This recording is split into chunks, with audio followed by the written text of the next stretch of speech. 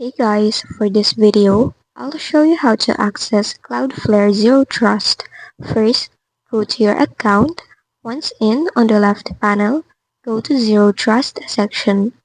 Now in here, go and choose your team name and type it in the field or the text box. Once done, click the next button. Now you need to make sure that your team name is unique, so change it if it's not. Now, select a plan for it. You can go and select a free one, but in here, you need to add in a payment method to continue for Zero Trust. Once you already have it, you will now go and see your Zero Trust dashboard. Here, you can have different access to it.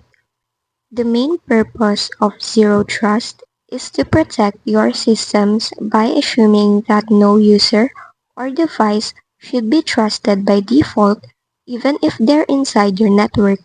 Instead, every login, every device, and every request is verified.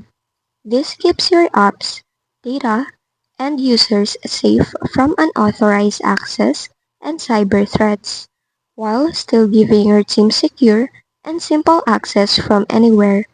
And that's just basically it. That's how you access Cloudflare Zero Trust. If this video helped you, don't forget to like, subscribe, and hit the bell icon for more tutorials.